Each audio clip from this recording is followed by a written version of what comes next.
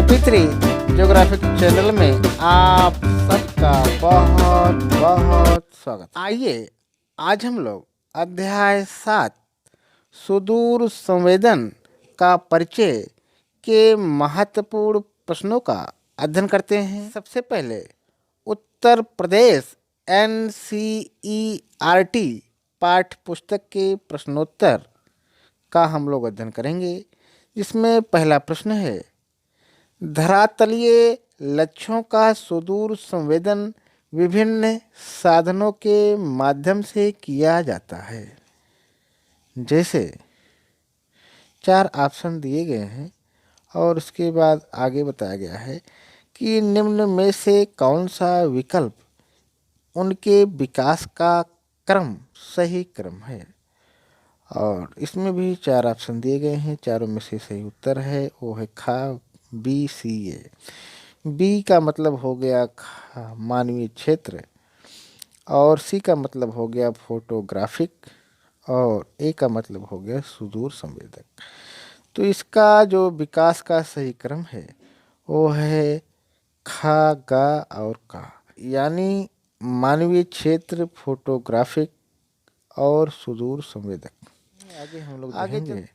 अगला प्रश्न है, निम्नलिखित में से कौन से विद्युत चुंबकीय विकिरण क्षेत्र का प्रयोग उपग्रह सुदूर संवेदन में नहीं होता है। 4 ऑप्शन दिए गए हैं, चारों में से सही उत्तर है एक्स-रे क्षेत्र। और इस प्रकार से हम कह सकते हैं, निम्नलिखित में से एक्स-रे क्षेत्र विद्युत चुंबकीय विकिरण क्षेत्र का प्रयोग उपग्रह सुदूर संवेदन में नहीं होता है। आगे देखेंगे अगला प्रश्न, चाक्षुष व्याख्या तकनीक में निम्न में किस विधि का प्रयोग नहीं किया जाता है। 4 ऑप्शन दिए गए हैं, चारों में से सही उत्तर है खा आंकिक बिंब प्राक्रमण। और इस प्रकार से हम कह सकते हैं, चाक्षुष व्याख्या तकनीक में निम्न में आंकिक बिंब प्राक्रमण विधि का प्रयोग नहीं किया जाता है। आगे हम लोग देखेंगे, अति लघु उत्तरीय प्रश्न है और इसका उत्तर 30 शब्दों में देना होता है। आइए देखते हैं। पहला प्रश्न है, सुदूर संवेदन अन्य पारंपरिक विधियों से बेहतर तकनीक क्यों है।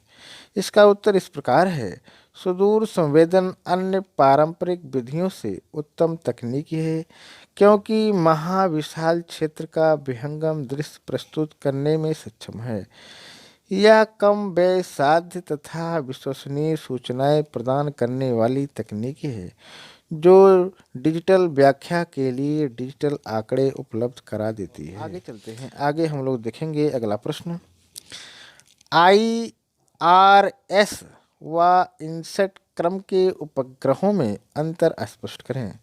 इसका उत्तर इस प्रकार है, IRS उपग्रह सूर्य तुल्यकालिक कक्षा में स्थापित होकर 700 से 90 किलोमीटर पर हर दिन 14 कक्षीय चक्कर लगाते हैं, जबकि इनसेट क्रम के उपग्रह भू-स्थिति कक्षा में स्थापित होकर 36,000 किलोमीटर की ऊंचाई पर 24 घंटे चक्कर लगाते हुए दूर संचार का कार्य करते हैं तथा मौसम संबंधी आकलन करते हैं। आगे हम लोग देखेंगे नेक्स्ट क्वेश्चन। आइए देखते हैं, पुष्पब्रूम क्रम वीक्षक की कार्यप्रणाली का संक्षेप में वर्णन करें। आइए देखते हैं। इसका उत्तर इस प्रकार है, पुष्पब्रूम क्रम वीक्षक प्रणाली विविध ससूचकों पर आधारित होती है जिनकी संख्या विभेदन के कार्यक्षेत्र को क्षेत्रीय विभेदन से विभाजित करके प्राप्त संख्या के समान होती है। पुष्पब्रूम स्कैनर में सभी डिटेक्टर पंक्ति में क्रमबद्ध होते हैं जो 20 मीटर आयाम वाली परावर्तित ऊर्जा का संग्रहण करते हैं। आगे चलते हैं। आगे हम लोग देखेंगे लघु उत्तरीय प्रश्न है और इसका उत्तर 125 शब्दों में देना होता है। आइए देखते हैं। पहला प्रश्न है, विश्व के ब्रोम क्रमवीक्षक की कार्यविधि का चित्र की सहायता से वर्णन करें तथा यह भी बताएं कि यह पुष्प ब्रोम क्रमवीक्षक से कैसे भिन्न है। इसका उत्तर इस प्रकार है। विश्व के ब्रोम क्रमवीक्षक की कार्यविधि। विश्व के ब्रोम क्रमवीक्षक वह उपकरण होता है जिसमें घूमने वाला दर्पण एवं ससूचक लगा होता है। दर्पण चक्कर लगाते हुए ससूचक स्पेक्ट्रम के दृश्य एवं अवरक्त क्षेत्रों में बहुत से सक्रिय स्पेक्ट्रमी बैंडों से प्रतिबिंब प्राप्त करते हुए दृश्य क्षेत्र में 90 से 120 के मध्य स्पर्शी होता है, जिसे स्कैनर का कुल दृष्टि क्षेत्र कहते हैं। संवेदक का प्रकाशीय सिरा तात्क्षणिक दृष्टि क्षेत्र कहलाता है। चित्र आप देख सकते हैं, इसमें क्रम वीक्षण दिशा है ये, और इसमें कोणीय दृष्टि क्षेत्र है। ऊंचाई 10 किलोमीटर है, ठीक। और इस प्रकार से चित्र के माध्यम से बताया गया है। आगे चलते हैं। विश्व की ब्रोम क्रमवीक्षक तथा पुष्प ब्रोम क्रमवीक्षक की कार्य प्रणाली में भिन्नता। इन दोनों प्रणालियों में मुख्य अंतर यह है कि विश्व की ब्रोम क्रमवीक्षक प्रणाली में एक ससूचक होता है, जबकि पुष्प ब्रोम क्रमवीक्षक में अनेक ससूचक लगे होते हैं। आगे चलते हैं। आगे हम लोग देखेंगे परीक्षोपयोगी अन्य महत्वपूर्ण प्रश्न। आइए देखते हैं, जिसमें बहुविकल्पीय प्रश्न हमारे सामने हैं। पहला प्रश्न है, सर्वप्रथम सुदूर संवेदन शब्द का प्रयोग निम्न में से किस दशक में हुआ?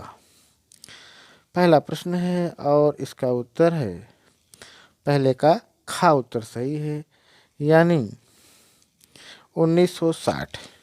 और इस प्रकार से हम कह सकते हैं सर्वप्रथम सुदूर संवेदन शब्द का प्रयोग निम्न में से 1960 के दशक में। आगे चलते हैं। आगे हम लोग देखेंगे अगला प्रश्न, सुदूर संवेदन की अवस्थाओं में से निम्नलिखित में कौन है?